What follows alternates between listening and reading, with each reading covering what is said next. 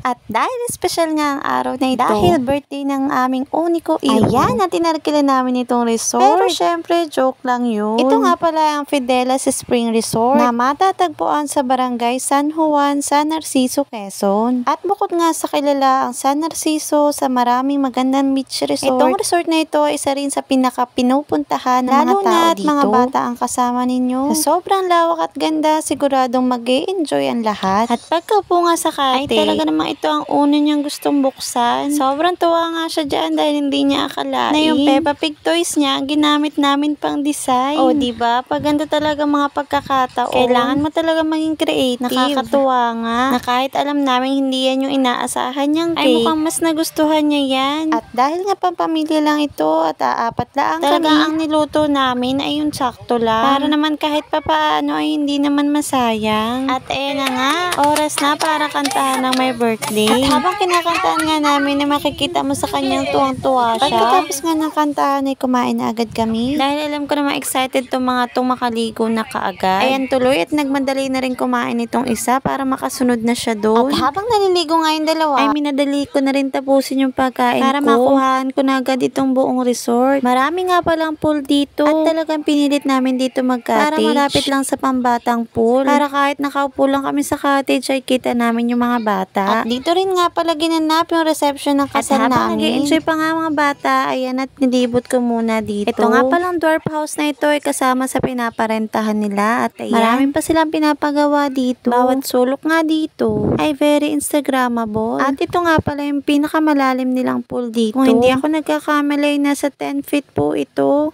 At dito naman sa kabilang dako, ayan at may White House. Usually, pinapagamit nila ito para sa mga gusto magpa-photoshoot. Dahil napakaganda nga ng lugar na ito. Dito rin yung place ng pictorial ng preparation ng kasal namin. At dito nga pala sa Fidelas Campsite, ay ongoing pa rin ang construction nila. Marami pa daw silang pinapagawa dyan sa dulo dyan. Talagang pinapalawak nila ang lugar na ito. Para naman talagang dayuhin. At dito nga pagkapasok mo ng campsite, ito ang bubungad sa'yo. Naalala nga akong lugar na gantong-ganto din ang design ng pool. Yung Shercon Resort na pinuntahan namin dati sa Batangas. At hindi pa nga ni gaanong tapos dito sa side na ito. Pero makikita mo na maganda talaga yung kalalabasan. At pagkatapos kong libutin dito, ay pumunta na ako sa kabilang side. At pagpunta mo nga dito sa may unahan na yan, at meron pa dito dalawang hindi pool. Hindi nga ako makapag-video ng maganda dito dahil yung dalawang bata ay sumunod sa akin. Pinabalik ko nga sila kasi mas mababaw pa rin yung kabilang pool kaysa dito. Buong resort nga pala ay maraming cottage, kaya kahit magdami ang tao ay talagang hindi magsisikip. At sa dami talaga ng pool dito ay talagang marami kang choices. At kung hindi ka naman marunong mag-swimming, ayan, tumambay ka na lang dito para umaura. At pagkatapos kong libutin ng resort, ayan, at bumalik na muna ako sa cottage. Pinesto ko na nga pala sa isang tabi itong cellphone ko para kahit papaano na-videohan naman yung banding namin. At dahil nga ito ay birthday ng aking anak, talagang ginawa ko ang lahat para sabayan ang trip na gusto nila. At naisip ko rin mga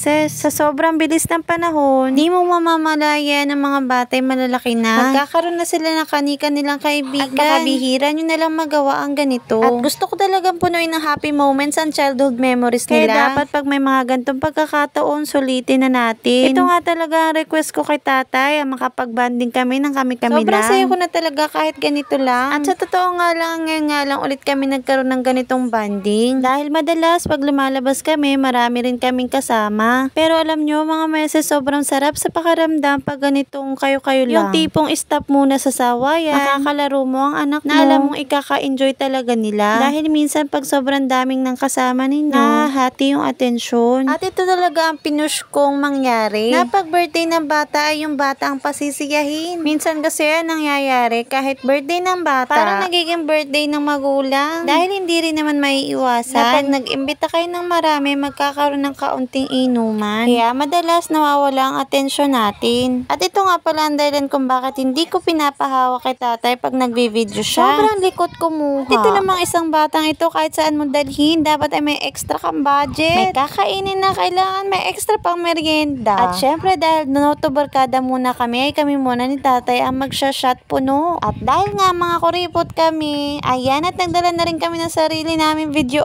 okay. Nagbili kami ng mic at nagpa-load na rin kami para anytime anytime, anywhere, pwede kami kumanta. Ang kagandahan sa resort na ito, bawat cottage ay pwede na rin kayong mag-charge. May sariling saksakan at pwede nyo rin buksan ng ilaw. Kaya recommended din dito ang mag-overnight. Magdala na lang din kayo na extra pillow and blanket. Lalo na kung meron kayong kasamang gustong magpahinga at tulugin. At para nga makapagpahinga ito sa swimming pool, ayan, at sinamahan ko muna mag-shovel. At pagkatapos ko dyan ay si ate naman. Mula nga ni pagkabata ni ate ay naging banding na namin ang pagkanta. Kaso habang lumalaki siya ay nawawala na siya ng interes sa pagkanta. Kaya hindi pa ganyan kumakanta yan. Natutuwa ako kasi mula nung bata pa siya, kahit hindi mo siya turuan ng kanta ay talagang nasa tono siya. Siya nga rin pala yung kumanta nung mismong kasal namin sa simbahan. Yan nga si ate ay para na naming first child. Kaya kahit sobrang pasaway ay love na love namin yan. Talaga nga inaalaw namin itong dalawang batang to para lang hindi agad sila bumalik sa swimming pool. Bihira talaga kaming mag-swimming dahil ang aking anak ay merong asthma. Hindi maganda para sa kanya magbabad ng matagal sa tubig. At kahit malaki na nga yan ay iniinitan ko pa yan bawat ligo kahit mainit ang panahon. Dahil pag yung tap water lang, kinagabihan ay hirap na naman siyang huminga. At ayan, kitang-kita na naman ang katuwaan ng bata. Dahil umabol ang kanyang grandma at grandpa. Sakto nga sa team birthday niya dahil meron silang dalang baboy. Titig na titig nga si 3D sa baboy. Niloloko nga namin siyang yun na si Peppa Pig. At sa uling pagtubog namin sa swimming pool, ayan, nagkasama na namin si tatay. Konting kulitan pa dahil maya-maya ay paalis na rin kami. At tapos nga namin maligo, ayan, at nagbanlaw na rin kami. Binanlawan ko na rin yung dalawang bata para pagkadating sa bahay ay magpapahinga na lamang sila. At ayan na, it's time to go home na. Sobrang saya nga namin ni tatay dahil kahit pa paano ay napasaya naman namin ang anak namin. Yun lang mga meses.